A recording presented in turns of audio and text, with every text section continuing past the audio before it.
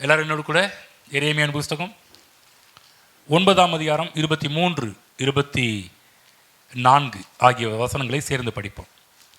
ஞானி தன் ஞானத்தை குறித்து மேன்மை பாராட்ட வேண்டாம், பராக்கிரமன் தன் பராக்கிரமத்தை குறித்து மேன்மை பாராட்ட வேண்டாம், ஐஸ்வர்யவான் தன் ஐஸ்வர்யத்தை குறித்து மேன்மை பாராட்ட வேண்டாம்.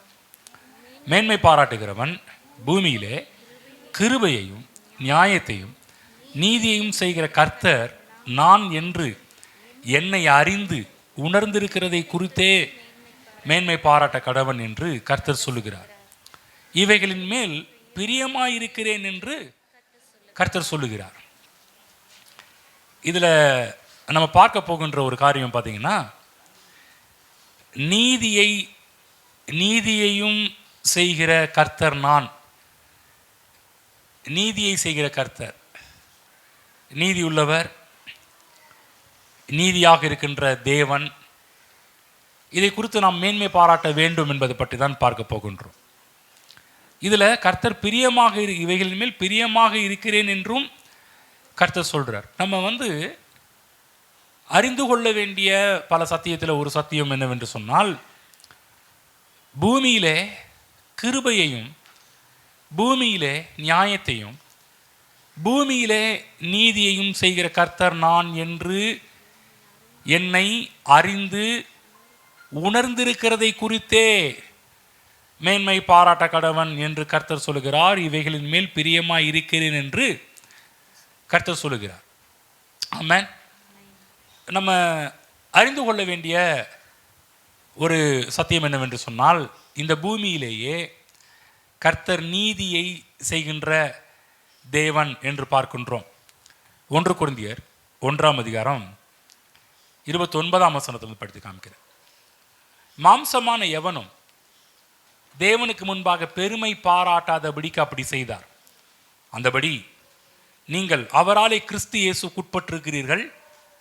எழுதியிருக்கிறபடி மேன்மை பாராட்டுகிறவன் கர்த்தரை குறித்தே மேன்மை பாராட்டத்தக்கதாக அவரே தேவனால் நமக்கு ஞானமும் நீதியும் பரிசுத்தமும் மீட்புமானார். ஆமென். அவரே.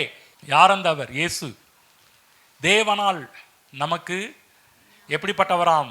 ஞானமும் நீதியும் பரிசுத்தமும் மீட்புமாக இருக்கின்ற கர்த்தர். மத்தேயு புஸ்தகம் 6ஆம் அதிகாரம் ஒரு சில வசனத்தை படித்து விட்ட பிற்பாடு செய்திக்குள்ளே போவோம். மத்தேயு 6ஆம் அதிகாரம் 33ஆம் வசனத்தை நாம் எல்லாரும் சேர்ந்து படிப்போம். முதலாவது தேவனுடைய ராஜ்யத்தையும் அவருடைய நீதியையும் தேடுங்கள், அப்பொழுது இவைகளெல்லாம் உங்களுக்கு கூட கொடுக்கப்படும். அவருடைய நீதியையும் தேடுங்கள், தேவனுடைய ராஜ்யத்தையும் தேட வேண்டும். முதலாவது நாம் தேட வேண்டியது தேவனுடைய ராஜ்யம். முதலாவது நாம் தேட வேண்டியது அவருடைய நீதி. ரொம்ப முக்கியமான ஒரு விஷயம். தேவனுடைய ராஜ்யத்தை குறித்து நாம் பல காரியங்கள் கேள்விப்பட்டோம், படித்தோம். இந்த பூமியிலேயே தேவன் நம்முடைய இருதயத்தில் ராஜாவாக இருந்து ஆள்கின்ற ஒரு ராஜ்யம் இந்த பூமியிலேயே தேவ ராஜ்யம். அப்போ நம்ம தேட வேண்டியது தேவனுடைய ராஜ்யம். தேவன் என்னை ஆளுகின்ற ஒரு வாழ்வு, அதை தேட வேண்டும். யாரெல்லாம் தேவன் என்னை ஆள வேண்டும் என்று விரும்புகிறார்களோ, தேடுகிறார்களோ, நாட்டம் கொள்கிறார்களோ, அவர்களுடைய வாழ்விலே கர்த்தர் சொல்கிறாரு, இவைகளெல்லாம் உனக்கு கூட கொடுக்கப்படும். நீ எதெல்லாம் தேடிட்டு இருக்கிறியோ அதெல்லாம் நீ செய்ய வேண்டியதை செஞ்சேன்னா நீ தேடிக்கொண்டிருக்கிற எல்லாமே உன்னை தேடி வரும் என்பதுதான் வேதம் நமக்கு சொல்லுகின்ற நிதர்சனமான உண்மை. முதலாவது தேவனுடைய ராஜ்யத்தையும் அவருடைய நீதியையும் தேடுங்கள். தேவனுடைய ராஜ்யம் பிளஸ் அவருடைய தேவனுடைய நீதி. நீதி என்று சொன்னால் என்ன என்று பார்க்கும்போது, மக்கள் பொதுவாக நீதியை குறித்து பல்வேறு விதமான அபிப்பிராயங்களை கொண்டவர்களாக இருக்கிறார்கள். நீதி என்று சொன்னால் பொதுவாக அவர் லஞ்சம் வாங்க மாட்டாருங்க, அவர் ரொம்ப யோக்கியருங்க என்றெல்லாம் உலகத்தில் வந்து சொல்லுவாங்க. யாரை சொல்லுவாங்கன்னா, லஞ்சம் வாங்கலை அப்படின்னா அவர் ரொம்ப நீதிமானாக இருக்கிறாரு, ஒரு யோக்கியமானவராக இருந்தார்னா நீதிமானாக இருக்கிறாரு என்றெல்லாம் சொல்லுவாங்க. ஆனால் வேதம் போதிக்கின்ற நீதி வந்து லஞ்சம் வாங்கவில்லை என்று சொல்லியோ யோக்கியமாக இருக்கிறார்கள் என்பது பற்றியோ கிடையாது. தேவ சமூகத்திலே நிற்கக்கூடிய தைரியமான ஒரு நிலை நீதி என்று சொன்னார். வேதம் போதிக்கின்ற நீதி இப்படிப்பட்டதான ஒரு நீதி. அதாவது E.W. கென்யான் இந்த நீதியை பற்றி சொல்லும்போது அவர் சொல்லுவார், எந்தவித குற்ற உணர்வோ ஆக்கினி தீர்ப்பின் உணர்வோ தாழ்வு மனப்பான்மையோ இல்லாமல் தேவனுக்கு முன்பாக தைரியமாக நிற்கக்கூடிய ஒரு திராணி, அதுதான் நீதி என்று அழைக்கிறார். அவர் மட்டுமல்ல, இன்னும் பல ஊழியர்களும் இதே கருத்தை, அவர் சொன்ன கருத்தையே ஆமோதித்து அதை வலியுறுத்தி பேசியிருக்கின்றார்கள். அப்போ நீதி என்பது என்ன? தேவனுக்கு முன்பாக நிற்கக்கூடிய ஒரு திராணி. அதாவது சத்தியத்தின்படி பார்க்கும்போது ஒரு லஞ்சம் வாங்காத ஒரு நபரை வந்து நீதிமான் என்று அழைக்க முடியாது.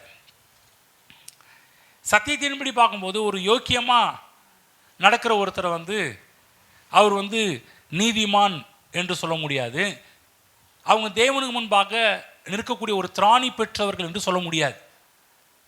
யார் இந்த உலகத்தில் வந்து நீதி என்று சொல்கிற சில காரியத்தை பிடித்து வைத்து கொண்டிருக்கிறாங்க இல்லையா, அப்படிப்பட்டவர்கள் தேவனுக்கு முன்பாக தைரியமாக நிற்க முடியுமா என்று சொல்லி பார்த்தோம் என்று சொன்னால் அது இருக்காது, அது கிடையாது. ஆகவே உலகம் சொல்லுகின்ற நீதிக்கும் வேதம் போதிக்கின்ற நீதிக்கும் ரொம்ப வித்தியாசம் இருக்கின்றது. வேத புத்தகத்தில் படிப்போம். ரோமர்களின் புஸ்தகம் 3ஆம் அதிகாரம் 10ஆம் வசனத்தை படிப்போம். வேதம் சொல்கின்றது, அந்தபடியே நீதிமான் ஒருவனாகிலும் இல்லை. புரிஞ்சுக்கணும், இந்த உலகத்தில் வந்து லஞ்சம் வாங்காத ஒரு ஆள், யோக்கியமாக நடக்கிற ஒரு ஆளை கூட்டு வந்து இவர் தான் நீதிமான் என்று சொல்வீர்கள் என்று சொன்னால், வேதம் சொல்கின்றது நீதிமான் ஒருவனாகிலும் இல்லை என்று வேதம் சொல்கின்றது. ஏன் என்று சொன்னால், மனிதர்கள் எல்லாருமே ஆதாமின் வித்திலிருந்து வந்தவர்கள். ஆதாம் என்றைக்கு தேவனுக்கு முன்பாக ஒரு கீழ்ப்படியாமையை காட்டி விழுந்து போனாரோ, பாவம் செய்தாரோ, அந்த பாவம் ஆதாமை மட்டுமல்ல, பரம்பரை பரம்பரை பரம்பரையாக தலைமுறை தலைமுறைகளாக அது மனு குலத்திற்கு வந்து கொண்டே இருந்தது. இன்றும் பிறக்கின்ற பிள்ளைகளுடைய வாழ்வில் கூட அந்த பாவமானது தொடர்கிறது என்பதை புரிந்து கொள்ள வேண்டும். இன்றைக்கும் அவைகள் தொடர்ந்து கொண்டுதான் இருக்கின்றது. பவுல் இதை பற்றி சொல்லும்போது ரோமர்களின் புஸ்தகம் 5ஆம் அதிகாரம் 19ஆம் வசனம் படிக்கும்போது, அன்றியும் ஒரே மனுஷனுடைய கீழ்ப்படியாமையினாலே அநேகர் பாவிகளாக்கப்பட்டது போல ஒருவருடைய கீழ்ப்படிதலினாலே அநேகர் நீதிமான்களாக்கப்படுவார்கள். வேதம் எவ்வளவு அழகா சொல்லுது பாருங்க. பவுல் ஒரு பெரிய காரியத்தை டீல் பண்றார் இந்த புஸ்தகத்தில். இந்த உலகத்தில் வந்து பாவம் எப்படி உலகத்தில் வந்தது என்பதை பற்றி சொல்றார். அது எப்படி வந்துச்சா, ஒரே மனுஷனுடைய, யார் அந்த ஒரே மனுஷன்? ஆதாம். ஆதாமுடைய கீழ்ப்படியாமையினாலே அநேகர் பாவிகளாக்கப்பட்டது போல ஒருவருடைய கீழ்ப்படிதனாலே, யார் அந்த ஒருவர்? கர்த்தராகிய இயேசு கிறிஸ்து. அவராலே அநேகர் நீதிமான்களாக்கப்படுவார்கள். ஆமென். நன்றாக புரிந்து கொள்ள வேண்டும். ஆதாமின் மீறுதல் இன்றைக்கும் அநேக நல்லவர்களையும் பாதித்திருக்கின்றது. நீங்களாம் உலகத்தில் நிறைய நல்லவங்களாம் இருக்கிறாங்க. கிறிஸ்தவங்களை பற்றி சொல்லலை. கிறிஸ்துவர் அல்லாத அநேக நல்லவர்கள் இருக்கிறாங்க, நல்ல உள்ளம் கொண்டவர்கள்லாம் நிறைய பேர் இருக்கிறாங்க. நீங்கள் பார்க்குறீங்களா இல்லையான்னு தெரியல, நான் நிறைய பேரை பார்க்கின்றேன். நம்ம உதவி செய்கிறோமோ இல்லையோ, கிறிஸ்தவங்க உதவி செய்கிறாங்களோ இல்லையோ, இன்றைய உலகத்தில் நல்ல உள்ளம் கொண்ட எவ்வளோ பேர் உதவிகளெல்லாம் செய்கிறார்கள். அன்றைக்கு கூட ஒரு ஆட்டோ டிரைவர்கிட்ட ஒருத்தர் பேரம் பேசிட்டு வரும்போது ஒரு வீடியோ பார்த்தேன். அவர் பேரம் பேசும்போது 250 ரூபா கொடுங்க சார்ன்னு இருக்கார். இல்லை, நான் 200 ரூபா தான் கொடுப்பேன்னு சொல்லி பேசியிருக்கிறார். பார்த்தீங்களா? இந்த 200 சரி வாங்க சார் அப்படின்னு சொல்லி கூட்டிகிட்டு போயிட்டுருக்கிறாரு. போயிட்டுருக்கும்போது அந்த ஆட்டோ டிரைவர் சொல்கிறாரு, போகிற வழியிலேயே நிறைய சாப்பாடெலாம் வாங்கி வச்சுருக்கிறார். அந்த பேசஞ்சரை ஏற்றிட்டு போயிட்டுருக்கும்போதே ரோட்டில் போகிற சில ஏழைகளுக்கெல்லாம் அவர் இந்த சாப்பாடு போட்டதெல்லாம் கொடுத்து போயிட்டுருக்கிறார். உள்ளே உட்காந்து பேசஞ்சருக்கு ரொம்ப தூக்கி வாரி போட்டுச்சு. என்னடா இது, இவர்கிட்ட இவ்வளோ பேரம் பேசணும், ஆனால் இவர் கிடைக்கிற காசே கம்மியாச்சே, ஆனால் இவர் வாங்கி கொடுக்குறாரே அப்படின்னு சொல்லிட்டு இறங்குற நேரத்தில் அவர் 300 ரூபாயாக கொடுத்தாராம். அந்த ஆட்டோ டிரைவர் சொல்கிறாரு, இல்லை இல்லை எனக்கு 300 ரூபாலாம் வேண்டாம். என்ன சார், என்னை பார்த்து பரிதாபப்படுறீங்களா? நான் பண்ணுற சில காரியத்தை பார்த்து இறங்குறீங்களா? அதெல்லாம் தேவையில்லை சார், எனக்கு வர சம்பளத்தில் டெய்லியும் இந்தமாரி எனக்கு வர வருமானத்தில் 4 பேருக்கு வாங்கி கொடுத்தா தான் சார் எனக்கு நிம்மதி இருக்குது. அதில் கிடைக்கிற ஒரு சமாதானமே, ஒரு நிம்மதியே வேறு லெவல் அப்படின்றாங்க. நீங்கள் உலகத்தில் பாருங்கள், ஏன் சொல்கிறேன் அப்படின்னா இன்னும் நிறைய சொல்லலாம். அந்த மாதிரிலாம் நிறைய நல்லவர்கள் இருக்கிறார்கள் உலகத்தில். ஆனால் ஆதாமின் பாவம் இப்படிப்பட்ட நல்லவர்களையும் பாதித்திருக்கிறது என்பதை புரிந்து கொள்ள வேண்டும். அநேக நேரத்தில் மக்கள் துணிகரமாலாம் பாவம் செய்கிறது கிடையாது. சில கிறிஸ்தவர்களை போல சில கிறிஸ்தவங்க இருக்கிறாங்க, துணிகரமாக பாவம் செய்கிற ஆட்கள்லாம் இருக்கிறாங்க. இன்னாதான் சர்ச்சுக்கு வந்தாலும் ஆண்டவரே உங்கள் ரத்தத்தால் கழுவுனாலும் இங்கே கழுவிட்டு வெளியே போய் என்ன பண்ணுவாங்கன்னா துணிகரமாக பாவம் செய்கிற ஆட்கள்லாம் இருக்கிறார்கள். ஆனால் இந்த பூமியில் அநேகத்தில் நல்ல உள்ளம் கொண்டவங்க கூட பார்த்தீங்கன்னா பாவம் செய்வதற்கே பயப்படுகின்ற ஆட்கள்லாம் இருக்கிறாங்க. சன்மார்க்க வாழ்க்கை வாழ்கிறவங்களாம் இருக்கிறாங்க. நான் ஏன் இதை சொல்லிட்டு வரேன்னு சொன்னால், இந்த ஆதாமின் பாவம் அநேக நல்ல உள்ளம் கொண்டவர்களை கூட பாதித்திருக்கிறது என்பதை புரிந்து கொள்ள வேண்டும். வேதம் அதை பற்றி சொல்லும்போது ஜென்ம பாவம், ஜென்ம சுபாவம், ஜென்ம பாவம் என்று சொல்கின்றது. ஒரு வேத பகுதி போயிட்டு வருவோம். சங்கீத புத்தகம் 51ஆம் சங்கீதம் 5ஆம் வசனம் படிப்போம். இங்கு தாவீதுனுடைய ஒரு பாவ அறிக்கைக்கான ஒரு சங்கீதம் இது. அந்த பிராக்கெட்டில் படித்த பிற்பாடு முதல்ல பிராக்கெட்டில் படிச்சுட்டு அப்புறம் 5ஆவது வசனம் படிங்க பார்க்கலாம். பத்செபாளிடத்தில் தாவீது பாவத்திற்குட்பட்ட பின்பு நாத்தான் தீர்க்கதரிசி அவனிடத்தில் அவன் பாவத்தை உணர்த்தின போது பாடி ராகத்தலைவனுக்கு ஒப்புவிக்கப்பட்ட தாவீதின் சங்கீதம். இதோ நான் துர்க்குணத்தில் உருவானேன், என் தாய் என்னை பாவத்தில் கர்ப்பம் தரித்தாள். கவனிங்க, இங்கு தாவீது சொல்ற ஒரு கூற்று என்ன அப்படின்னு சொன்னா, பாவம் செஞ்சிட்டாரு. பாவம் செய்த உடனே அவரால் நிம்மதியா இருக்க முடியல. ஆண்டவருக்கு தாவீதுக்கு பிடிச்ச ஒரு கேரக்டர் தான். தான் செஞ்ச தப்பை உணர்ந்தார், தான் செஞ்ச தப்பை ஒத்துக்கிட்டார். படிக்கிறேன் பாருங்க, 4ஆவது வசனம். தேவரீர் ஒருவருக்கே விரோதமாக நான் பாவம் செய்து உமது கண்களுக்கு முன்பாக பொல்லாங்கானதை நடப்பித்தேன். நீர் பேசும்போது உம்முடைய நீதி விளங்கவும், நீர் நியாயம் தீர்க்கும் போது உம்முடைய பரிசுத்தம் விளங்கவும் இதை அறிக்கையிடுகிறேன். இதோ நான் துர்க்குணத்தில் உருவானேன், என் தாய் என்னை பாவத்தில் கர்ப்பம் தரித்தாள். கவனிங்க, என்ன சொல்ல வராரு அப்படின்றத கவனிங்க. துர்க்குணத்தில் உருவானேன் என்று சொல்றது என்ன சொல்றாருன்னா, மனிதன் பிறக்கும் போதே தேவனுக்கு புறமுதுகு காட்டினவனாக தான் பிறக்கிறான் என்பதை வலியுறுத்தி சொல்கின்றார் தாவீது. என்ன சொல்றாருன்னா, தாயின் வயிற்றில் பிறக்கும் போதே, தாயின் வயிற்றிலிருந்து வெளிப்படும் போதே அவன் அநீதிமானாக தான் மனிதன் வெளிப்படுகிறான் என்பதை பற்றி சொல்றார். இதோ நான் துர்க்குணத்தில் உருவானேன் என்று சொல்றார். நான் பாவத்தில் உருவானேன் என்று சொல்றார். அதாவது இன்றைக்கு உலகத்தில் பார்க்குறோம், சுயநலம் உள்ள உலகத்தில் வாழ்ந்துகிட்டு இருக்கிறோம். இவர் சொல்றாரு, தாவீது சொல்றாரு, துர்க்குணத்தில் உருவானேன், ஜென்ம பாவத்தில் உருவானேன், ஆதாம் செய்த பாவத்திலிருந்து உருவானேன் என்று சொல்றார். அதாவது என்ன சொல்ல வர்றாருன்னா, நான் துர்க்குணத்தில் உருவாயிருக்கிறேன், என் தாய் என்னை பாவத்தில் கர்ப்பம் தரித்திருக்கிறாள் என்று சொல்றார். என்னன்னா, அதனால நான் நீதிமான் இல்லை என்பதை வலியுறுத்தி சொல்லுகிறார். நான் ஒரு பாவி, நான் துர்க்குணத்தில் உருவாயிருக்கிறேன், ஆதாமுடைய வித்திலிருந்து உருவாக்கப்பட்டவன், ஜென்ம பாவத்தில் உருவாக்கப்பட்டதுனால நான் ஒரு பாவி என்பதை உணர்ந்து பேசுகிறார்.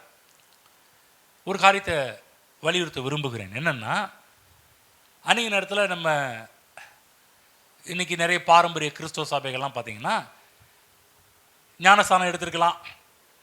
ஞானஸ்தானம் எடுத்ததுனால அவர்கள் நீதிமான் என்று வேதம் சொல்லப்படவில்லை. அன்றைக்கு நேரத்தில் பாருங்கள், இந்த குழந்தை ஞானஸ்தானம் இன்னைக்கு நிறைய பாரம்பரியமான சபைகளெல்லாம் இருக்குது.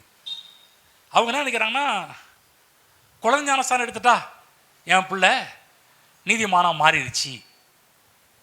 இன்னொன்று, கிறிஸ்துவ குடும்பத்தில் பிறந்ததுனால என் பிள்ளை நீதிமானா மாறிடுச்சு. கவனிங்க என்ன சொல்லிட்டு இருக்கிறேன்னு சொல்லிட்டு,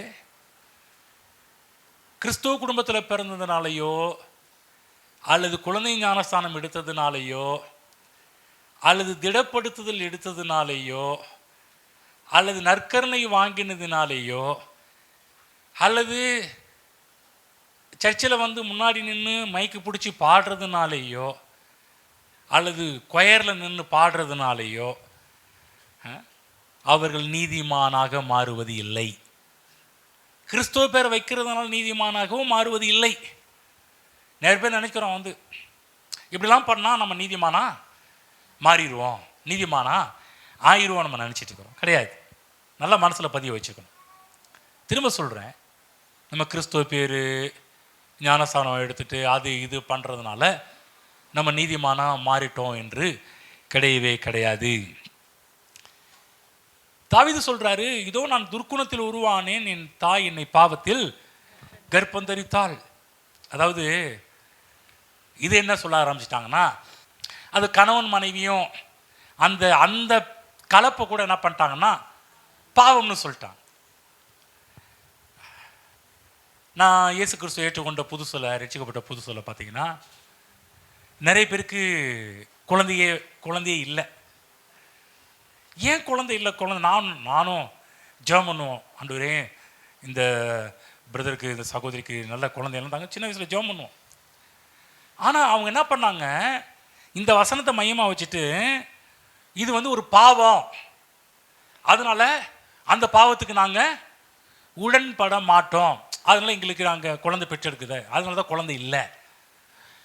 அதாவது கணவன் மனைவியினுடைய புனிதமான ஒரு உறவை எப்படி அவங்க எடுத்துக்கொள்ள ஆரம்பிச்சிட்டாங்கன்னா அது பாவம்னு எடுத்துக்கொள்ள ஆரம்பிச்சிட்டாங்க. இது கணவன் மனைவி உறவின் மூலமாக பிறக்குன்றது இது தாவீது அதனால நான் பாவத்தில் உருவானேன் என்று அப்படி சொல்ல வரவில்லை என்பதை புரிந்து கொள்ள வேண்டும். புரிஞ்சுங்களா? ஹலோ, இன்னைக்கு நிறைய கிறிஸ்தவங்களாம் இருக்கிறாங்க. இன்றைக்கும் சில கணவன் மனைவி உறவே தப்பு, கணவன் மனைவி உறவே பாவம், கணவன் மனைவி இணைஞ்சாலே தப்பு பண்ணுறாங்க, அதனால் குழந்தை வேண்டாம், குழந்தை வேணாம், குழந்தை பெற்றெடுக்காத எவ்வளவோ பாரம்பரியமான சில கிறிஸ்தவங்கள்லாம் இன்னும் உலகத்தில் இருக்கிறாங்க. தெரியுங்களா? தெரிஞ்சுக்கங்க. மக்கள் பாருங்கள் எப்படியெல்லாம் தவறாக புரிந்து வைத்திருக்கிறார்கள். இந்த இடத்துல தாவீது என்ன சொன்னா, இதோ துர்க்குணத்தில் உருவானேன், என் தாய் என்னை பாவத்தில் கர்ப்பம் தரித்தான்னு சொல்றதுனால இவர் தன்னுடைய பிறப்பை தப்புன்னு சொல்றாரா? இல்லை இல்லை, பிறப்பை தப்புன்னு சொல்ல வரல. இந்த உலகத்தில் பிறக்கின்ற எல்லாருமே ஆதாமின் வித்திலிருந்து வந்ததுனால அதிநிமித்தமாக பாவிகளாக இருக்கிறார்கள் என்கின்ற அர்த்தத்தில் சொல்ல வருகிறார். நன்றாக புரிந்து கொள்ள வேண்டும். திரும்ப சொல்றேன், ஆதாமின் வித்திலிருந்து வருகின்ற எல்லாருமே பாவிகள். என்றைக்கு நாம் ஆண்டவராக இயேசு கிறிஸ்துவை ஏற்றுக்கொள்கிறோமோ அன்றைக்கு தான் அந்த ஜென்ம பாவத்திலிருந்து நாம் விடுவிக்கப்படுகிறோம். அதிலிருந்து வெளியே வர ஆரம்பிக்கின்றோம். பவுல் சொல்வது போல, ஒருவன் கிறிஸ்துவுக்குள் இருந்தால் புது சிருஷ்டியாகிறான், பழையவைகள் ஒளிந்து போயின, எல்லாம் புதிதாகின என்று சொல்ற ஒரு காரியம் இயேசு கிறிஸ்துவை நாம் ஏற்றுக்கொள்ளும் போது நடக்கின்ற ஒரு காரியம். அன்னைக்கு தான் ஒரு புது மனுஷனாவே மாறுறோம். அதாவது ஆதாமிடமிருந்து வந்த அந்த பழைய சுபாவமெல்லாம் அழிக்கப்பட்டு ஒழிக்கப்பட்டு நம்மை விட்டு எடுக்கப்பட்டு தேவனுடைய புதிய சுபாவத்தை உடையவர்களாக மாறுகின்றோம். புது சிருஷ்டிகளாகவே நாம் மாறுகின்றோம். அப்ப இந்த உலகத்தில் மனிதன் அவன் செய்த ஜென்ம பாவத்தின் நிமித்தமாக தேவனுடைய சமூகத்திலே நிற்கக்கூடிய திராணியை மனிதன் இழந்து விட்டான். நன்றாக புரிந்து கொள்ளுங்கள். இன்றைக்கு திரும்ப சொல்ற, நல்லவங்களா இருக்கலாம், ஆனால் தேவனுக்கு முன்பாக நிற்க திராணியற்றவர்கள். நல்ல குடும்பத்தில் பிறந்திருக்கலாம், ஆனால் தேவனுக்கு முன்பாக நிற்க திராணியற்றவர்களாகத்தான் இந்த உலகத்தில் இருக்கின்ற நல்லவர்கள் எல்லாருமே இருக்கின்றார்கள். வேதத்தில் படிக்கின்றோம், ரோமர் புஸ்தகம் 3ஆம் அதிகாரம் 23ஆம் வசனத்தில் படிக்கின்றோம், எல்லாரும் பாவம் செய்து தேவ மகிமையற்றவர்கள் ஆகி. எல்லாரும் பாவம் செய்து, கவனிச்சிங்களா? எங்கிருந்து வருது? ஆதாம் இருந்து அப்படியே தொடர்ச்சியா வருகின்ற ஒரு காரியம். எல்லாரும் பாவம் செய்து தேவ மகிமையற்றவர்கள் ஆனார்கள் என்று போடப்பட்டிருக்கிறது. என்ன அர்த்தம்? ஆதாமின் பாவத்தின் நிமித்தமாக எல்லாரும் தேவ மகிமையை இழந்தவர்கள். என்ன அர்த்தம்? தேவனுக்கு முன்பாக நிற்கக்கூடிய திராணியை மனிதன் இழந்து விட்டான். எல்லாரும் பாவம் செய்து தேவ மகிமை அற்றவர்கள் ஆனார்கள். ஆகவேதான் கிரியையினால் ஒரு மனிதன் நீதிமானாக முடியாது. மனிதன் தன்னைத்தானே நீதிமானாக்கி கொள்ளவும் முடியாது. என்று சொன்னால், நீதிமானாகும்படி மனிதன் எடுக்கின்ற எந்த ஒரு முயற்சியும் அற்ப பிரயோஜனம் உள்ளது. நாம் நீதிமானாக வேண்டும் என்று சொன்னால், நம்மை நீதிமானாக்குகிற தேவனுக்கு முன்பாக நம்மை நாமே தாழ்த்தும் போது மட்டும்தான் நீதிமானாக மாற முடியும். பவுல் இதை பற்றி சொல்லும்போது ரோமர் புஸ்தகம் 3:20 சொல்றார். என்ன சொல்றாருன்னா, எந்த மனிதனும் நியாயப்பிரமாணத்தின் கிரியைகளினாலே தேவனுக்கு முன்பாக, தேவனுக்கு முன்பாக, எல்லாரும் சொல்லுவோம், தேவனுக்கு முன்பாக, புரிஞ்சுக்கணும், தேவனுக்கு முன்பாக நீதிமானாக்கப்படுவது இல்லை. பழைய ஏற்பாட்டு காலத்து பக்தர்கள் எல்லாருமே நியாயப்பிரமாணத்தின் கிரியைகளினால் எப்படியாவது நீதிமானாகணும்னு பிரயாசம் எடுத்தார்கள். ஒருவரும் தேவனுக்கு முன்பாக நீதிமானாக மாற முடியல, ஆக முடியவில்லை என்பதுதான் உண்மை. இன்றைக்கும் அநேக யூதர்கள், பரிசேயர்கள், இன்றைக்கும் கிறிஸ்தவத்தில் கூட பார்த்தீங்கன்னா அநேக காரியங்கள் எப்படியாவது நீதிமான் ஆகணுன்றதுக்கு பிரயாசம் எடுத்துக்கிட்டு இருக்கிறான். திரும்ப சொல்றேன், நம்முடைய கிரியைகளினால் நாம் நீதிமானாக முடியாது. ரொம்ப நேரம் ஜெபம் பண்றதுனால நீதிமானா மாறிட முடியுமா? அப்படின்னா கர்த்தர் இயேசு கிறிஸ்து வர வேண்டிய அவசியமே இல்லை. ஒரு கல்வாரி வர வேண்டிய அவசியமே இல்லை.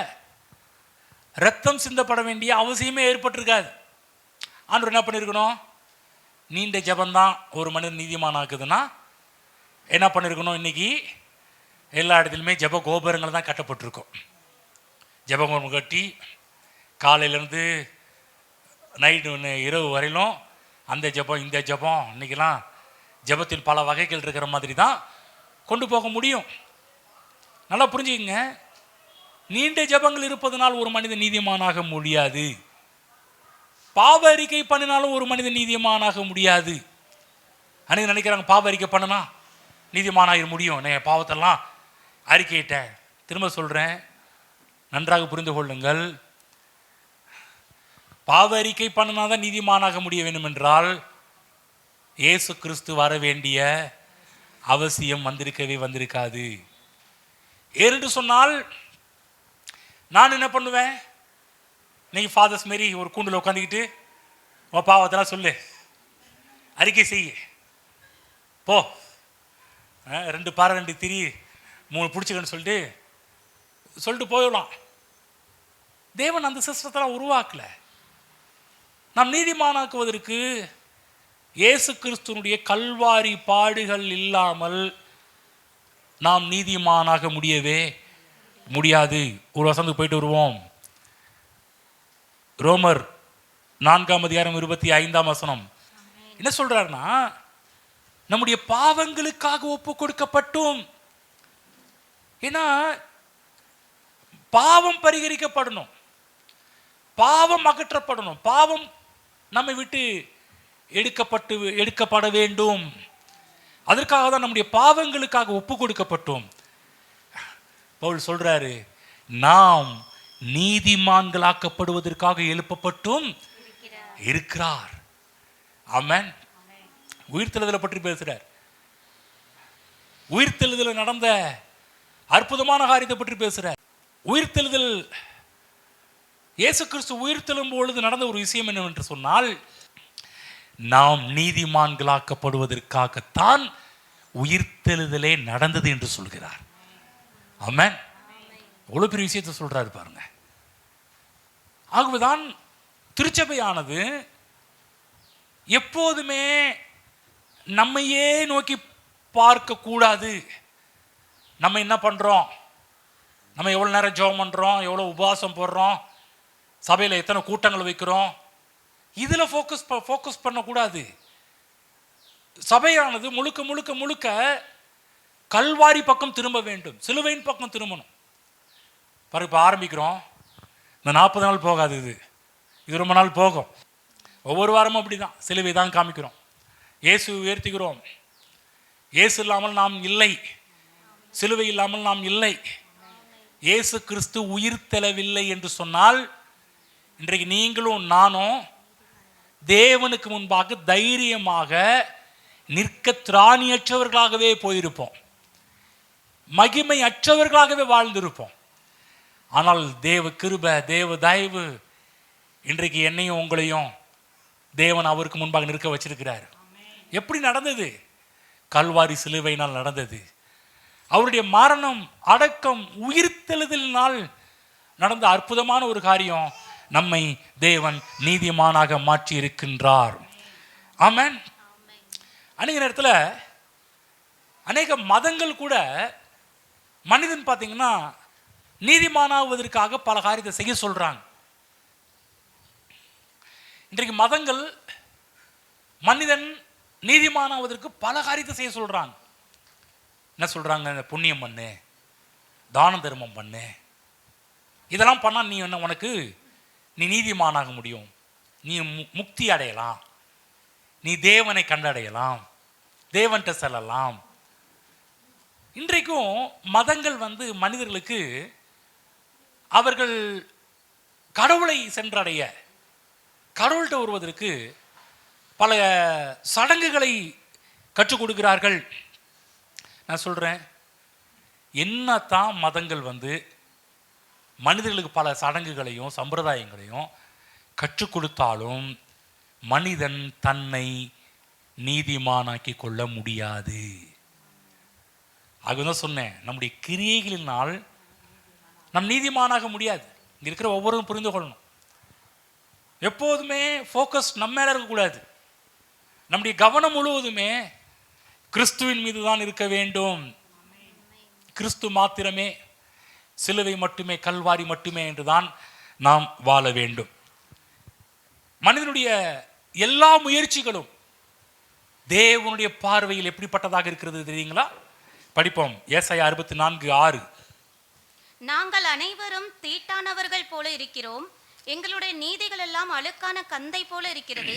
நாங்கள் அனைவரும் இலைகளைப் போல் உதிருகிறோம், எங்கள் அக்கிரமங்கள் காற்றை போல் எங்களை அடித்து கொண்டு போகிறது. கவனிச்சிங்களா ஏசாயா என்ன சொல்றாருன்னு? நாங்கள் அனைவரும் தீட்டானவர்கள் போல இருக்கிறோம். ரொம்ப பெர்ஃபெக்ட்னு சொல்லல, தீட்டு. எங்களுடைய நீதிகள் எல்லாம், ஹலோ என்ன சொல்றாரு? எங்களுடைய நீதிகள் எல்லாம் அழுக்கான கந்தை போல இருக்கிறது. எங்களுடைய நீதிகள் எல்லாம், நல்லா புரிஞ்சுக்கணும், நீதி அழுக்கான கந்தை போல் இருக்கிறது என்று சொல்லி ஏசாயா சொல்ல வரவில்லை. நீதி அழுக்குன்னு சொல்லல. நல்லா புரிஞ்சுக்கணும், எங்களுடைய நீதிய ஏசாயா கொச்சப்படுத்தல. இவரு கொச்சப்படுத்துறது எதோ கொச்சப்படுத்துறாருன்னு சொன்னா, எங்களுடைய நீதி, இன்றைக்கு நாம் நீதிமானாவதற்காக பல காரியத்தெல்லாம் செய்கிறோம் இல்லையா, அதை பற்றி பேச வர்றாரு. எங்களுடைய நீதி எல்லாம் அழுக்கான கந்தை. ஒரு வேத பதிப்பில் தீட்டு துணின்னு சொல்லப்பட்டிருக்குது. தீட்டு துணியை போல இருக்குதான். நல்லா கவனமாக கேளுங்க தேவ பிள்ளைகளே. ஆகவே மனிதன் நீதிமானாகும்படி அவன் எடுக்கின்ற எந்த ஒரு முயற்சிகளும் ஏசாயா சொல்றாரு, அது அழுக்கான தீட்டு துணி போல தான் இருக்கிறது. இயேசு கிறிஸ்து காலகட்டத்தில் ஏராளமான பரிசேயர்கள் இருந்தார்கள். இவங்க ஒரு கூட்டமாகவே வாழ்ந்த ஜனங்கள். அது மட்டுமல்லாமல் யூத மதத்தில் ஒரு தீவிரமானவர்கள், வெறித்தனமானவங்க. யூத மதத்தினுடைய சட்டத்திட்டங்கள்லாம் கடைபிடிக்கிறதுல அவர்களை போல பார்க்க முடியாது. அந்த அளவுக்கு ரொம்ப பெர்ஃபெக்டாக பண்ணக்கூடியவங்க. இவர்கள் யெகோவா தேவனை வெளிப்பட்டவர்கள். இவர்களுக்கு தேவாலயம் இருந்தது, பழைய ஏற்பாடு அவருடைய கையில் இருந்தது. தேவனுடைய வசனங்களை தோளில் எழுதி நெற்றியில் எழுதி கொள்ளுவார்கள். பயங்கரமான, நீங்கள் நம்மெல்லாம் இவங்கள போலலாம் வர முடியாது. அந்த அளவுக்குலாம் வசனத்தை எழுதி, கண்ணா பின்னு வசனத்தை எழுதி நெத்தியில தான் ஒட்டிக்குவாங்க பாருங்க. அப்படிப்பட்ட ஆட்கள் காப்பு நாடாக்கள் என்று அதை அழைச்சாங்க. அந்த வசனம் எழுதுக்கிற இந்த நாடாக்களை காப்பு நாடாக்கள் என்று அழைச்சாங்க. வீதிகளிலும் சந்திகளிலும் நின்று அவர்கள் ஜெபம் பண்றதான் எல்லாரும் பார்க்கிற மாதிரி. ஆனால் இயேசு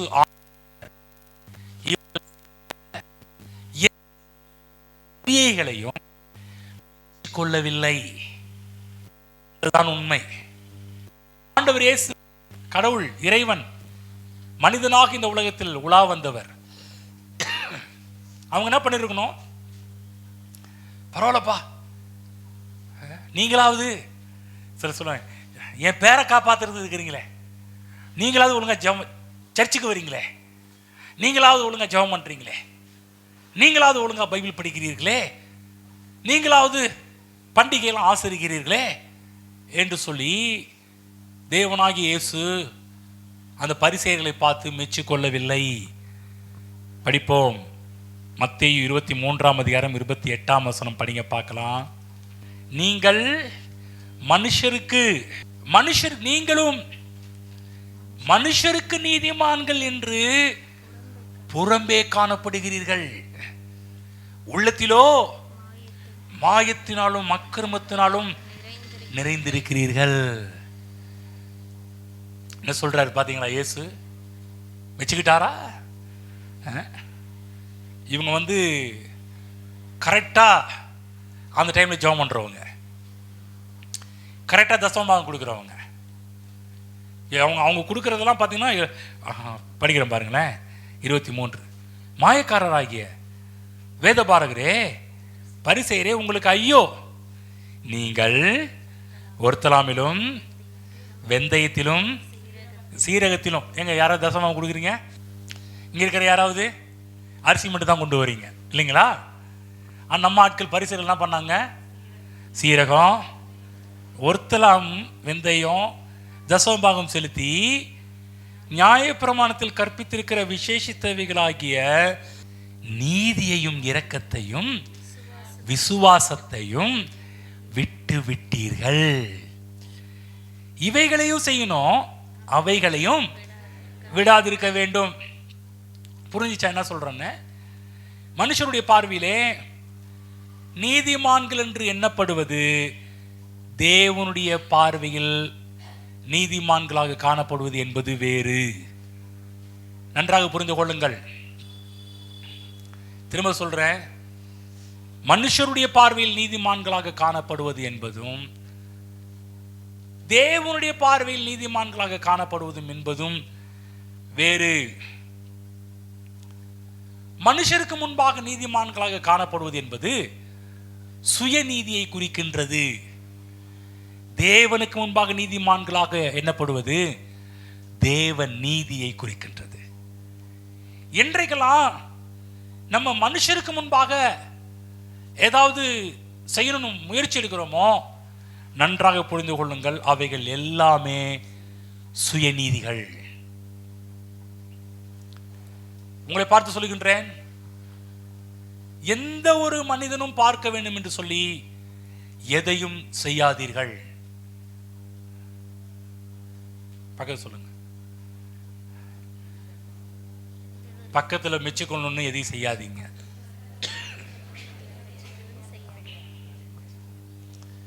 புரிஞ்சுங்களா? நிறைய கிறிஸ்தவங்க இருக்கிறாங்க, எல்லாருக்கும் தெரியுற மாதிரி. அதாவது பண்ணலாம், ஆனா நம்முடைய சுயநீதியை நிலைநாட்டுவதற்கென்று செய்கின்ற எல்லாம் தவறு என்பதை புரிந்து கொள்ளுங்கள். சுயநீதியை உடையவர்கள் எப்போதுமே மனுஷரை பற்றிய எண்ணமுடையவர்களா இருப்பாங்க. நல்லா கவனமாக கேளுங்க. நீங்க சில காரியத்தில் நீங்க மாற்றப்பட்டு கொண்டு வருவீர்கள். என்னைக்கெல்லாம் மக்கள் பார்க்க வேண்டும் என்று எதையாவது ஒரு காரியத்தை நீங்கள் செய்கிறீர்களோ அன்றைக்கு சுயநீதி மேலோங்க ஆரம்பித்து விடும். அது மட்டுமல்லாமல் சுயநீதியை உடைய ஜனங்கள் எல்லாருமே அவங்க பார்வையில் பெருசா தோன்றுகிறவர்கள் மக்கள் தான். தேவ நீதியை உடையவர்கள் மட்டும்தான் தேவனை பற்றி எண்ணமுடையவர்கள். இங்க இருக்கிற ஒவ்வொருவரும் அதாவது யாராவது பார்த்து நம்மளை சர்டிஃபிகேட் பண்ணணும் என்று சொல்லி அந்த மாதிரிலாம் ஜெபம் பண்றதோ, பைபிள் படிக்கிறதோ, சர்ச்சுக்கு வருவதோ, சபையில் செய்கின்ற எந்த ஒரு ஊழியமோ இருக்க கூடாது. இங்க இருக்கிறவங்களாம் மோஸ்ட் அப்படிதான் இருக்கிறீங்க எல்லாருமே. ஆமென். அப்படிதான் இருக்கணும். அதுதான் நான் உங்களை மெச்சிக்கொள்றது கிடையாது. நான் யாராவது மெச்சிக்கிறேன்னா, புல்பீட்டில் இருந்து புகழ்ந்து தள்ளுறேன்னா, பாராட்டு மலை உங்களுக்கு பொழுது வந்துகிட்டு இருக்கிறதா? இங்க இருக்கிற யாரும் அப்படி கிடையாது. என்று சொன்னால் நீங்கள் மனிதனால் வரக்கூடிய நீதியை விரும்பவில்லை, தேவனால் வரக்கூடிய நீதியை விரும்புகிறவர்கள். சுயநீதியை உடையவர்கள் மனுஷருடைய அங்கீகாரத்தை விரும்புவார்கள். அவங்க என்னதான் இருந்தாலும் கொஞ்சம் உள்ளத்துல பார்த்தீங்கன்னா இந்த மாதிரி அவங்க ஏதாவது இப்படி சொன்னால நல்லா இருக்கும். கவனமாக கேளுங்க, கொஞ்சம் கூட உங்க எண்ணங்கள்ல அந்த எண்ணம் வரவே கூடாது. மக்கள் மெச்சுக்கொள்றாங்களோ அது வேற கணக்கு. மெச்சுக்கிறவங்க மெச்சுக்கிட்டோம். நீங்க உடனே சொல்லலாம், ஆண்டவரே இந்த கனம் உமக்கு வருவதாக. யாராவது உங்களை புகழ்கிறார்கள் சொன்னா பத்தியா, அப்படி இல்லை. யாராவது உங்களை புகழ்றாங்கன்னா அடுத்த செகண்டே, ஆண்டவரே இந்த மகிமையை நீர் எடுத்துக்கொள்ளும், ஆண்டவரே இந்த கனத்தை நீர் எடுத்துக்கொள்ளும். இப்படிப்பட்ட எண்ணமுடையவர்களாக தான் கிறிஸ்துவ சபை மக்கள் இருக்க வேண்டும். மனுஷருடைய பாராட்டை வேண்டும் என்று விரும்புகிற ஒரு வாழ்வு தேவனுக்கு முன்பாக அருவருப்பான ஒரு வாழ்வு. தேவன் அதை வெறுக்கிறார். படிப்போம், லூக்கா 16ஆம் அதிகாரம் போய்க்குங்க, 15ஆம் வசனத்தை படிப்போம். அது முதல்ல எடுத்துக்கங்க. 16ஆம் அதிகாரம். அவர் அவர்களை நோக்கி, நீங்கள் மனுஷர் முன்பாக உங்களை நீதிமான்களாக காட்டுகிறீர்கள், தேவனோ உங்கள் இருதயங்களை அறிந்திருக்கிறார். மனுஷருக்குள்ளே மேன்மையாக எண்ணப்படுகிறது, தேவனுக்கு முன்பாக அருவருப்பாய் இருக்கிறது. படிச்சீங்களா? கேட்டீங்களா? நீங்கள் மனுஷர் முன்பாக உங்களை நீதிமான்களாக காட்டுகிறீர்கள். யாரை பார்த்து சொல்றாரு? பரிசேயர். 14ஆம் வசனம். இவைகளெல்லாம் பொருளாசைக்காரராகிய பரிசேயரும் கேட்டு அவரை பரியாசம் பண்ணினார்கள். பரிசேயர்களை பார்த்து இயேசு கிறிஸ்து சொன்னாரு, அவர் பரிசேயர்களை நோக்கி, நீங்கள் மனுஷர் முன்பாக உங்களை நீதிமான்களாக காட்டுகிறீர்கள், தேவனோ உங்கள் இருதயங்களை அறிந்திருக்கிறார். மனுஷருக்குள்ளே மேன்மையாக எண்ணப்படுகிறது, தேவனுக்கு முன்பாக அருவருப்பாய் இருக்கிறது. புரிஞ்சிச்சா என்ன சொல்றாருன்னு?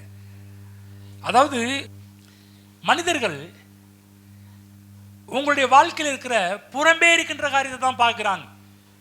நல்லா புரிஞ்சுக்க. இன்னைக்கு மக்கள் யாராவது உங்கள்கிட்ட பார்க்குறாங்கன்னா யாரும் உள்ள போயெல்லாம் பார்க்க முடியாது. யாரும் உள்ள போய் பார்க்குறாங்களா? யாரும் உள்ள போய் பார்க்க முடியாது. புறம்பே தான் பார்க்குறாங்க, புறம்பே தான் பார்க்கிறார்கள். ஆனால் தேவன் மட்டும் தான் நம்முடைய இருதயத்தை காண்கிறவர், இருதயத்தை பார்க்கிறவர். சாமுவேல்ட்ட ஆண்டவர் சொன்னாரு, மனுஷன் முகத்தை பார்ப்பான், கர்த்தரோ இருதயத்தை பார்க்கிறவர்.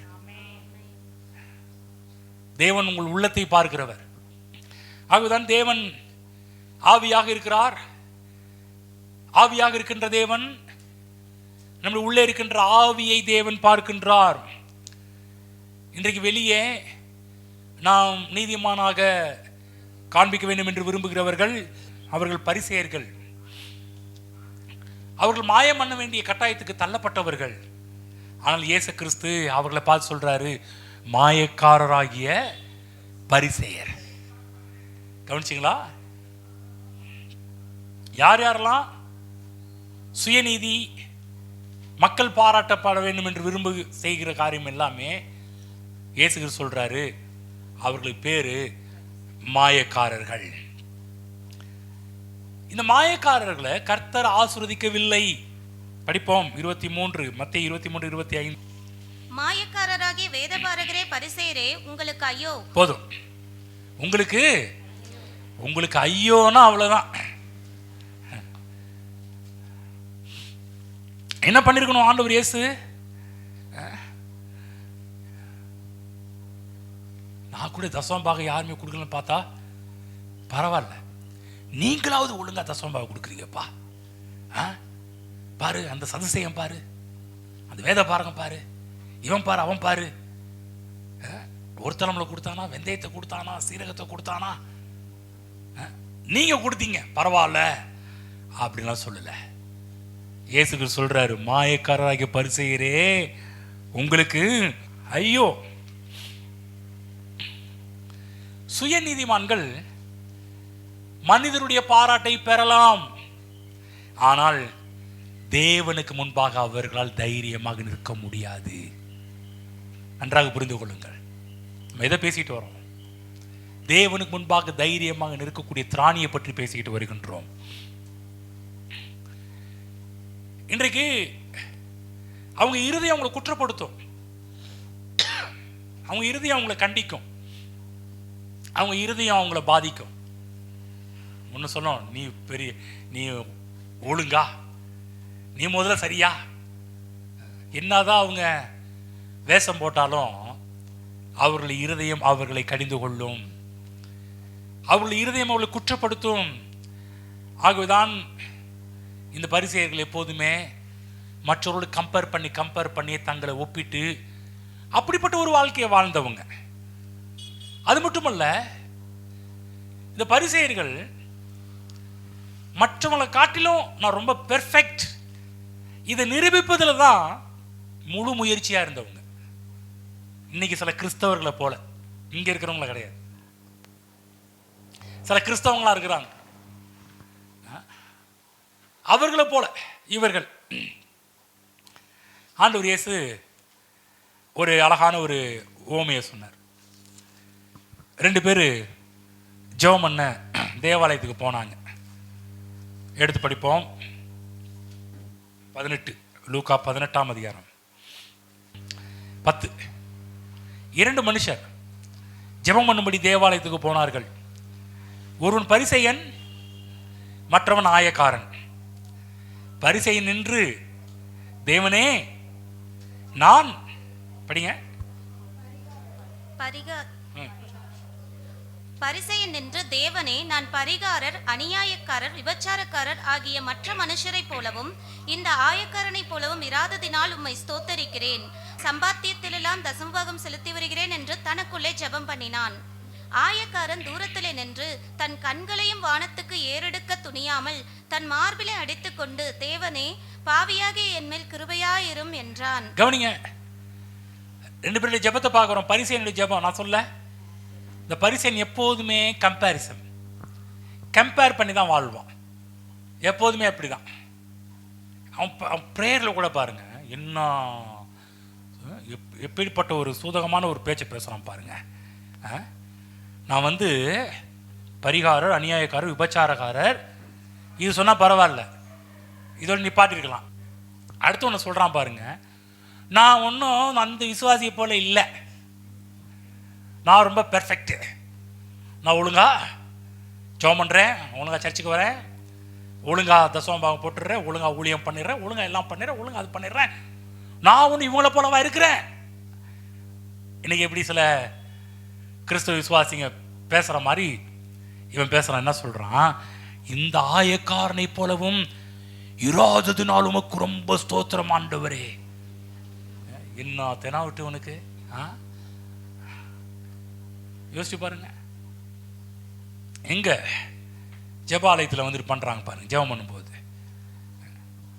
இவங்க இந்த ஆயக்காரர்கள் சொன்னால் அந்த காலகட்டத்தில் சுங்கவரி வசூலிப்பவர்கள், அதாவது அரசாங்கம் நியமித்த தொகையை விட சற்று அதிகமாகவே இவங்க வசூல் பண்ணுவாங்க. அதனாலே பார்த்தீங்கன்னா அந்த சமுதாயத்தில் ஒரு பெரிய பணக்காரர்களாக வாழ்ந்தவர்கள் இந்த ஜனங்கள். அது மட்டுமல்ல, இந்த பரிசேயர்கள் இந்த ஆயக்காரர்களை பற்றி எப்படி ரொம்ப மட்டமாக டீல் பண்ணுவாங்கன்னா, இவங்கெல்லாம் நரகத்துக்கு அடியில் இருக்கு, நரகத்தில் கடவுள் அவங்கள தான் கீழே அடியில் வச்சிருப்பார், அடியில் இருக்கக்கூடியவங்க அவங்கெல்லாம். பரிசேயர்களுடைய பெரிய ஒரு நம்பிக்கையாக இருந்துச்சு, இவங்கெல்லாம் வேஸ்ட்டு. அந்த எண்ணத்தில் தான் ஜெபம் பண்ணுறான். நான் ரொம்ப பெர்ஃபெக்ட்டு, இங்கே பாருங்க ஆண்டவரே, பக்கத்தில் ஒருத்தன் ஆயக்காரன் இருக்கிறான் பாருங்க, அவனை போல நான் இல்லை, நான் எல்லாமே பெர்ஃபெக்ட்டு. கவனமாக கேளுங்க தேவ பிள்ளைகளே. ஆனால் நடந்த விஷயம் என்ன? ஆயக்காரன் பாருங்க, இந்த பரிசேயன் பார்த்தீங்கன்னா தான் செஞ்சதெல்லாம் எடுத்து சொல்லிட்டு இருக்கிறான். கவனமாக கேளுங்க, சுயநீதியை விரும்புகிறவர்கள் அவங்க என்னென்னலாம் செஞ்சாங்களோ அதெல்லாம் பேசிக்கிட்டே இருப்பாங்க. எதுக்கு பேசுகிறாங்கன்னா, தேவநாம மகிமைக்காக இருக்காது. அவன் பரவாயில்லடா, சூப்பர்ப்பா, உன்னை போல வரும்பா அப்படின்னு சொல்லி மற்றவர்கள் அவங்கள பார்த்து மெச்சுக்கணும். மனிதர்கள் அவங்கள ரொம்ப உயர்வாக பேசணுன்றதுக்காகவே இப்படிலாம் பேசுவாங்க பாருங்க. சொல்கிறான், ஆயக்காரன் தூரத்தில் நின்று தன் கண்களையும் வானத்துக்கு ஏறெடுக்க துணியாமல் தன் மார்பில் அடித்து கொண்டு, தேவனே பாவியாகிய என் மேல் கிருபையாயிரும் என்றான். கவனமாக கேளுங்க, ஒரு விஷயம் சொல்ல விரும்புகிறேன். பரிசேயன் பெர்ஃபெக்டாக வாழ்ந்தானா? எஸ், பெர்ஃபெக்டாக வாழ்ந்தான். எல்லா காரியத்தையும் கரெக்டாக பண்ணானா? ஆமாம் பண்ணனான். ஜெபம் பண்ணானா? ஜெபம் பண்ணான். உபவாசம் பண்ணானா? உபவாசம் பண்ணான். டைத் கொடுத்தானா? கரெக்டாக பெர்ஃபெக்டாக எல்லாத்துலேயும் எடுத்து வச்சு கொடுக்க ஆரம்பித்தான். எல்லாம் பண்ண ஆரம்பித்தான். ஆனால் ஒரு விஷயத்தை கவனமாக கேளுங்க, எல்லாம் செய்தும் தேவனுக்கு முன்பாக நிற்க திராணியற்றவனாக இருந்தான். ஆனால் இங்க பார்க்கிறோம், ஒரு ஆயக்காரனை பார்க்கிறோம். அவன் பாவியாக என்மேல் கிருபையாயிரும் என்றான். இப்ப இயேசு கிறிஸ்து சொல்றாரு, அவன் அல்ல, இவனே நீதிமானாக்கப்பட்டவனாய் வீட்டுக்கு திரும்பி போனான் என்று உங்களுக்கு சொல்லுகிறேன். ஏனெனில் தன்னை உயர்த்துகிறவன் எவனும் தாழ்த்தப்படுவான், தன்னை தாழ்த்துகிறவன் உயர்த்தப்படுவான் என்றார். ஆமென். இயேசு கிறிஸ்து மெச்சுக்கொள்றார். என்ன சொல்றது தெரியுங்களா? யார் இதுல நீதிமான்? நீதிமான் என்றால் என்ன? தேவனுக்கு முன்பாக தைரியமாக நிற்கக்கூடிய ஒரு திராணி, எந்த ஒரு குற்ற உணர்வு, தாழ்வு மனப்பான்மை, ஆக்கினை தீர்ப்பு உணர்வு இல்லாமல் தைரியமாய் நிற்கக்கூடிய ஒரு திராணி யாருக்கு கிடைச்சிச்சு? பரிசேயனுக்கு இல்ல, சுயநீதியை விரும்பினவனுக்கு அல்ல, மனுஷர் பார்வையில வாழ வேண்டும் என்று இருக்கிறவனுக்கு அல்ல. ஆயக்காரன் தேவ கிருபையை சார்ந்து கொண்டானே, அவனுக்கு கிடைச்சிச்சு. அவன் முழுக்க முழுக்க ஆயக்காரன் தன்னை பார்க்கவில்லை. கிருபையாயிரும் ஆண்டவரே, கிருபையாயிரும், கிருபையாயிரும், பாவியாகி என்மேல் கிருபையாயிரும். முழுக்க முழுக்க இவன் தன்னை பார்க்கல, முழுக்க முழுக்க தேவனுடைய கிருபையை சார்ந்து கொண்டவன். தேவ பிள்ளைகளே, என்னைக்கெல்லாம் நம்மை தாழ்த்தி தேவ கிருபையை சார்ந்து கொள்கின்றோமோ அன்றைக்கெல்லாம் தேவனுக்கு முன்பாக தைரியமாக நிற்கக்கூடிய நீதிமானுக்குரிய வாழ்வை இந்த பூமியில நாம் வாழ ஆரம்பிப்போம். ஆமென். அவன் ரொம்ப யோக்கியமா இருந்தான். கர்த்தர் அவனுக்கு கொடுத்த பட்டம் என்ன தெரியுங்களா? அநீதிமான். ஆனா இவன் நீதிமான். தேவ பிள்ளைகளே, நன்றாக புரிந்து கொள்ளுங்கள். நீங்கள் நீதிமான்களாக இந்த உலகத்தில் வாழ வேண்டும். இனி வருகின்ற உலகத்தில் பார்த்தீங்கன்னா எப்படி இருக்க போகுதுன்னு தெரியாது. பல்வேறு விதமான காலகட்டங்களை நம்ம சந்திச்சுக்கிட்டு இருக்கிறோம். எப்ப என்ன நடக்கும் என்றே தெரியாத அளவுக்கு இன்றைக்கு உலகம் ஒரு பக்கம் போய் கொண்டிருக்கிறது. நாட்டில் நடக்கிற எல்லா காரியத்தெல்லாம் நீங்கள் சிந்திச்சு சிறுத்துக்கெல்லாம் பார்க்க ஆரம்பிச்சிச்சிங்கன்னா எல்லாரும் ஆண்டுடைய வருகை எதிர்பார்த்து காத்து கொண்டிருக்கிறாங்க. ஆமென். எஸ், நாமும் அவருடைய வருகைக்காக தான் காத்திருக்கிறோம். ஆனா வருகைக்காக காத்து கொண்டிருக்கிற நம்முடைய வாழ்வில் தேவனுக்கு முன்பாக நிற்கக்கூடிய ஒரு திராணி வேண்டுமே. அநேக நேரத்தில் பார்த்தீங்கன்னா சில பேர்லாம் பயப்படுறாங்க. ஒருவேளை ஆண்டவர் வந்துட்டா நம்ம கைவிடப்பட்டு விடுவோமோ என்ற ஒரு பயத்தில் வாழ்ந்து கொண்டிருக்கிறார்கள். அவர்தான் கர்த்தருடைய ஆவியானவர் இன்றைக்கு உங்களோடு பேசிக்கிட்டு இருக்கிறார். தன்னை தாழ்த்துகிறவன் எவனும் உயர்த்தப்படுவான். தன்னை தாழ்த்தி தேவ கிருபையை சார்ந்து கொள்ளும் போது இயேசுவால் புகழப்படுவீர்கள். அவன் கர்த்தர் சொல்றாரு, இவனே நீதிமானாக்கப்பட்டவனாய் தன் வீட்டுக்கு திரும்பி போனான். ஆமென். நீதியை விரும்புங்க. நீதி என்றால் என்ன? தேவனுக்கு முன்பாக இருக்கக்கூடிய வாழ்வை விரும்புங்கள். ஒரு பக்கம் பாவம் தலைவிரிச்சி ஆடிட்டு இருக்குது. இன்றைக்கெல்லாம் அநேக நல்லவர்களும் பாவத்தில் விழக்கூடிய காலகட்டத்தில் வாழ்ந்து கொண்டிருக்கிறார்கள். யார் எதில் போய் சிக்கிறாங்கன்னே தெரிய மாட்டேன்னுது. அப்படிப்பட்ட ஒரு காலகட்டத்தில் உலகம் போயிட்டு இருக்குது. நான் சொல்கிறேன், இந்த காலகட்டத்தில் தேவனுக்கு முன்பாக நிற்க திராணி உள்ளவர்களாக மாறுங்கள். இந்த ஆயக்காரன் தன் கண்களையும் வானத்துக்கு ஏறெடுக்க துணியாமல் பாவியாக என் மேல் கிருபை சொல்லுங்க. கிருபை. கிருபை என்று சொன்னால் தகுதியற்ற மனிதனுக்கு காண்பிக்கப்படுகின்ற தேவ தயவு. ஆமென். தகுதியே இல்லை, ஆனா கிருபையை சார்ந்து கொள்ள வேண்டும். இங்க இருக்கிற நீங்க, எனக்கு, நானும் நீங்களும் தகுதியற்றவர்கள், ஆனா கிருபையை சார்ந்து கொள்ளுவோம். இன்றைக்கு மக்கள் தேவனுடைய தயவினால் தான் நீதிமானாக்கப்படுகிறார்கள். திரும்ப சொல்றேன், நம்முடைய சுய முயற்சி, சுய நீதி, இதனால் நாம் நீதிமானாக்கப்படவே முடியாது. நம்ம இன்னைக்கு செய்கின்ற ஜெபம், சர்ச்சுக்கு வருவது எல்லாமே நாம் நீதிமானாக்கப்படுவதற்காக செய்கிறது கிடையாது. நாம் நீதிமானாக்கப்பட்டதினால் செய்து கொண்டிருக்கிறோம். வார்த்தையை புரியணும். நீ சர்ச்சுக்கு வந்தா நீதிமான் ஆயிருவ, நீ ஜெபம் பண்ண நீதிமான் ஆயிருவ, நீ எல்லாம் கரெக்டா பெர்ஃபெக்டா பண்ண நீதிமான் ஆயிருவ. இல்ல அதை சொல்ல வரல. நீதியின் கிரியைகளை போதிக்கல. நான் சொல்றது என்னன்னா, இயேசு கிறிஸ்துவை ஏற்றுக்கொண்டது நிமித்தமாக நீங்களும் நானும் கல்வாரி புண்ணியத்தினால், இயேசு கிறிஸ்துடைய மரணம், அடக்கம், உயிர்த்தெழுதலினால் நீதிமான்களாக்கப்பட்டிருக்கிறோம். இப்படி நீதிமான்களாக்கப்பட்டவர்கள், நான் சொல்றேன், தேவனுடைய கிருபையை ஒவ்வொரு நாளும் சார்ந்து கொள்ள வேண்டும். இந்த இடத்துல படிக்கின்றோம், தன்னை உயர்த்துகிறவன் எவனும் தாழ்த்தப்படுவான், தன்னை தாழ்த்துகிறவன் எவனும் உயர்த்தப்படுவான் என்றார்.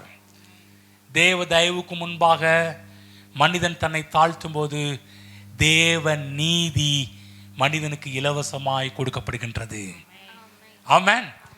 தன்னை தாழ்த்துகிறவன் உயர்த்தப்படுவான். தேவனுக்கு முன்பாக தாழ்மையாயிருங்கள். பக்கம் சொல்லுங்க, தேவனுக்கு முன்பாக தாழ்மையாயிருங்கள். ஆமென். புரிஞ்சுங்களா? தேவனுக்கு முன்பாக தாழ்மையா இருந்துட்டோம்னா எல்லாருக்கும் முன்பாகவும் நம்ம தாழ்மையா இருக்க ஆரம்பிச்சிடும். அப்ப இயேசு கிறிஸ்து இந்த இடத்துல சொல்றார் இல்லையா, தன்னை தாழ்த்துகிறவன் உயர்த்தப்படுவான் என்று எந்த உயர்வை பற்றி சொல்கிறார் என்று சொன்னால், நீதிமான் என்று சொல்லக்கூடிய உயர்வை பற்றி சொல்லுகிறார். நீதிமான் என்று சொன்னால் என்ன? தேவனுக்கு முன்பாக நிற்கக்கூடிய ஒரு வாழ்வு, தேவனோடு வாழக்கூடிய ஒரு வாழ்வு. ஆகவே தேவ பிள்ளைகளே, தேவ தயவுக்கு முன்பாக உங்களை தாழ்த்துங்கள். நம்முடைய உபவாசத்தையும் நம்முடைய கண்ணீரையும் நம்முடைய காணிக்கையும் குறித்து பெருமை பாராட்டாமல், தேவனுடைய சிலுவையையும் கல்வாரியையும் அவருடைய இரக்கத்தையும் அதை குறித்து மேன்மை பாராட்டுகிறவன் கர்த்தரை குறித்தே மேன்மை பாராட்ட கடவன். அவரே தேவனால் நமக்கு ஞானமும் நீதியும் பரிசுத்தமும் மீட்பும் ஆனார். நான் பெருமை பாராட்டுறதுக்கு ஒண்ணுமே இல்லை என்று சொன்னால் எல்லாமே கிருபை. இந்த இடத்துல பாருங்க, 18-13 வசனம். தேவனே பாவியாக என் மேல் கிருபையாயிரும் என்றான். கிருபை, கிருபை என்று சொல்லக்கூடிய ஒரு வார்த்தை பார்த்தீங்கன்னா, இது எப்படி இந்த இடத்துல வந்திருக்கிறது என்று சொன்னால், கிருபாசனம் என்ற ஒரு வார்த்தை பயன்படுத்தப்பட்டிருக்கிறது. வேத வல்லுநர்கள் இதை விவரிக்கும் போது, தேவனே பாவியாகி என்மேல் கிருபையாயிரும் என்று சொல்லக்கூடிய ஒரு வார்த்தையை விவரிக்கும் போது என்ன சொல்கிறார் என்று சொன்னால், இந்த ஆயக்காரன் கிருபாசனத்தின் நிமித்தமாக, கிருபாசனத்தின் நிமித்தம் என்மேல் கிருபையாயிரும். எல்லாரும் சொன்னாங்க, கிருபாசனத்தின் நிமித்தமாக என்மேல் கிருபையாயிரும். ஆமென். பழைய ஏற்பாட்டு காலத்தில் பூமியிலே தேவன் ஒரே ஒரு இடத்துல மட்டும்தான் இருந்தாரு. அது என்னவென்று சொன்னால் கிருபாசனம். தேவன் அமர்ந்த ஒரே ஆசனம் கிருபாசனம். இந்த கிருபாசனத்தில் தான் தேவன் அமர்ந்திருந்தார். கிருபாசனம் என்று சொல்லக்கூடியது பழைய ஏற்பாட்டு காலத்தில் ஆசரிப்பு கூடாரத்தில் 3 பகுதி இருக்கும். வெளிப்பிரகாரம், பரிசுத்த ஸ்தலம், மகா பரிசுத்த ஸ்தலம் என்று சொல்லி. இந்த மகா பரிசுத்த ஸ்தலத்துக்குள்ளாக இருக்கின்ற உடன்படிக்கை பெட்டி, இந்த உடன்படிக்கை பெட்டி மேலே இருக்கின்ற ஒரு தகடு, அதுதான் கிருபாசனம். அந்த பெட்டிக்குள்ளாக 10 கற்பனைகள் அடக்க, அந்த உடன்படிக்கை பெட்டியில் மன்னா, ஆரோனின் துளிர்த்த கோல், அது மட்டுமல்லாமல் 10 கற்பனைகள் இருக்கும். உடன்படிக்கை பெட்டியின் மூடியைத்தான் கிருபாசனம் என்று அழைப்பார்கள். கவனமாக கேளுங்க. இப்போ அந்த மூடித்தான் தேவனுடைய சிங்காசனமாக இருந்தது. இந்த ஆயக்காரன் எது நிமித்தமாக கிருபையாயிரும் சொல்றானா, ஆண்டவரே உம்முடைய கிருபாசனத்தின் நிமித்தம் என் மீது கிருபையாயிரும். ஆமென். தேவன் பரலோகத்தில் வீற்றிருக்கிறது மட்டுமல்ல, பூலோகத்திலேயும் தேவன் கிருபாசனத்தின் மேல் வீற்றிருந்தார். அந்த கிருபாசனம் பூமியிலே சர்வலோக தேவனுடைய சிம்மாசனமாக இருந்தது. ஆமென். அதுதான் இந்த கிருபாசனத்தின் மீது தான் வருடத்துக்கு ஒரு முறை பிரதான ஆசாரியன் போய் ரத்தத்தை கொண்டு போய் தெளிப்பான். ஒரு ஆடு அடிக்கப்படும், அந்த ஆட்டின் ரத்தத்தை எடுத்து கிருபாசனத்தின் மேலே போய் மகா பிரதான ஆசாரியன் தெளிக்க ஆரம்பிப்பான். இரத்த புண்ணியத்தினால் இஸ்ரவேல் ஜனங்கள் நீதியை பெற்றார்கள். இவருடைய கிரியைகளினால் அல்ல, இவர்களுக்கு பதிலாக ஒரு ஆடு அடிக்கப்பட்டது. அந்த ஆட்டின் இரத்தத்தை எடுத்துக்கொண்டு போய் ஆசாரியன் அந்த கிருபாசனத்தின் மீது தெளிக்க ஆரம்பிப்பான். தெளிக்க ஆரம்பித்ததின் நிமித்தமாக இஸ்ரவேல் ஜனங்கள் நீதிமான்களாக எண்ணப்பட்டார்கள். ஆமென். அதே போல் நெக்ஸ்ட் இயர் ஒரு வருஷத்துக்கு எக்ஸ்பீரியன்ஸ் சொல்கிறாங்கல்ல, காலாவதியான டேட்டுன்றாங்களா, அது மாதிரி அந்த நீதிமானுடைய பட்டம் ஒரு வருஷத்துக்கு தேவனுக்கு முன்பாக தைரியமாக வரலாம், போகலாம், எல்லாமே செய்யலாம். எகைன் திரும்ப மனுஷன் தேவன்கிட்ட வரணும்னா திரும்பவும் ஆட்டடிக்கணும், இரத்தத்தை எடுக்கணும், ஆசாரியின் கிருபாசனத்தை ஓடிட்டு வரணும். அதில் ஈசோப்பினால் கிருபாசனத்தின் மேலே இருக்கின்ற அதில் அந்த மூடியில் அவன் தெளிக்க வேண்டும். ஆமென். அது நிமித்தமாக ஜனங்கள் நீதிமான்களாக எண்ணப்பட்டார்கள். இவர்கள் நீதிமானாக மாறுவதற்கு இவர்கள் தண்டிக்கப்பட வேண்டிய இடத்துல இவர்களுக்கு பதிலாக ஒரு ஆடு அடிக்கப்பட்டது. யாருடைய அநீதி? இஸ்ரவேல் மக்களுடைய அநீதி நிமித்தமாக ஒரு ஆடு தண்டிக்கப்பட்டது. தேவ பிள்ளைகளே, அந்த அநீதி தண்டிக்கப்பட்டதின் பலனாக விளைவாக தேவ நீதி இஸ்ரவேல் மக்களுக்கு இலவசமாக அருளப்பட்டது. லேவியராகமம் புஸ்தகம் போவோம், 16ஆம் அதிகாரம் 15ஆம் வசனம். ஆட்டுக்கடாவை ஆரோன் கொன்று அதன் இரத்தத்தை தன் விரலினால் கிருபாசனத்தின் மேல் கிருபாசனத்தின் மீது அவன் தெளிக்க கடவன். கவனமாக கேளுங்க. இப்ப ஆயக்காரனுக்கு வருவோம். ஆயக்காரன் முழுக்க முழுக்க அந்த கிருபாசனத்தை பார்க்கிறான். ஆண்டவரே, பாவியாக என் மீது கிருபாசனத்தின் நிமித்தமாக கிருபையாயிரும். ஆமென். தன்னை தாழ்த்தி கிருபாசனத்தண்டையின் மீது தெளிக்கப்பட்ட இரத்தத்தை தேவனுக்கு ஞாபகப்படுத்துகிறான்.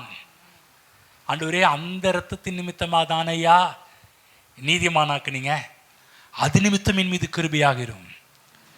தேவனே, என்னுடைய தகுதியின் அடிப்படையில் அல்ல, நான் எவ்வளவு யோக்கியம் அதன் அடிப்படையில் நான் உங்கள்கிட்ட வரல, குற்றமில்லாத ஆட்டுக்குட்டியின் இரத்தத்தின் மூலமாக நான் உம்மிடம் அணுகுகிறேன். ஆமென். கவனிச்சிங்களா? நமக்கு நீதி எப்படி கிடைச்சிச்சு? ஒரு பழைய ஏற்பாட்டு காலத்தில் அவங்க எப்படி நீதிமானாக எண்ணப்பட்டார்கள்? ஒரு ஆட்டுக்குட்டியின் இரத்தம். இன்றைக்கு நீங்களும் என்னையும் உங்களையும் நீதிமானாக மாற்றினது இயேசு கிறிஸ்து என்று சொல்லக்கூடிய தேவ ஆட்டுக்குட்டியாகிய இயேசு கிறிஸ்துவனுடைய இரத்தம். அப்ப அவன் என்ன ஜெபம் பண்றான்? இரத்தத்தின் மூலம் என் மீது இரக்கமாயிரும், கிருபாசனத்தின் நிமித்தம் என் மீது கிருபியாக இரும். ஆகுதான் தேவனுக்கு அந்த ஜெபம் பிடிச்சிருந்துச்சு. எந்த ஜெபம் பிடிச்சிருந்துச்சு? தேவனை தன்னை தாழ்த்தி கிருபாசனத்தை உயர்த்தினானே, இரத்தத்தை உயர்த்தினானே, தேவன் ஏற்படுத்தின நீதியின் கிரியைகளை அவன் ஞாபகப்படுத்தினானே, இது நிமித்தமாகத்தான் நான் அவர்கிட்ட நீதிமானாக முடியும் என்கின்ற சத்தியத்தை புரிந்து கொண்டானே, அது நிமித்தமாக இயேசுவால் புகழப்பட்டவனாக மாறினான். ஆமென். ஆகவே தேவ பிள்ளைகளே, இயேசு உலகத்தின் பாவத்தை சுமந்து தீர்க்கிற தேவ ஆட்டுக்குட்டி. ஆமென். 1 பேதுரு 1:19 பேதுரு சொல்றாரு, குற்றமில்லாத மாசற்ற ஆட்டுக்குட்டி. வெளிப்படுத்தல் விசேஷத்துல 13:8 யோவான் சொல்றாரு, உலக தோற்றம் முதல் அடிக்கப்பட்ட ஆட்டுக்குட்டி. ஆமென். ஆகவே கிறிஸ்துவின் மீது மனுக்குலத்தின் அநீதிகள் எல்லாமே சுமத்தப்பட்டது. உலகத்தின் ஒட்டுமொத்த பாவமும் இயேசுவின் மீது சுமத்தப்பட்டது. அவர் மனிதருடைய அநீதிகளை தன் மீது ஏற்றுக்கொண்டு பாடுபட்டார். 1 பேதுரு 3:18 படித்து காண்பிக்கிறேன், எடுத்துக்கொள்வோம்.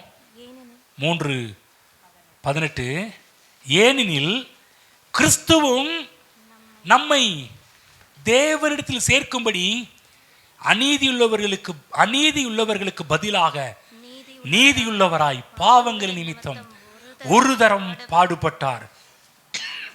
அவர் மாமிசத்திலே கொலையுண்டு ஆவியிலே உயிர்ப்பிக்கப்பட்டார். ஆமென். ஆமென். எவ்வளவு அழகா சொல்றார் பேதுரு. கிறிஸ்துவும் நம்மை தேவனிடத்தில் சேர்க்கும்படி. ஆமென். இயேசு கிறிஸ்து நம்மை தேவனிடத்தில் சேர்க்கும்படி அநீதியுள்ளவர்களுக்கு பதிலாக பாவங்கள் நிமித்தம் ஒரு தரம் பாடுபட்டார். பிதாவாகிய தேவன் உலகத்தின் ஒட்டுமொத்த பாவத்தையும் அநீதிகளையும் கிறிஸ்துவின் மீது சுமத்தினார். ஆமென். இந்த காட்சியை அடுத்த வாரத்தில் பார்ப்போம். எழுந்து நிற்போம். மேன்மை பாராட்டுகிறவன் பூமியிலே நீதியை செய்கிற கர்த்தர் நான் என்று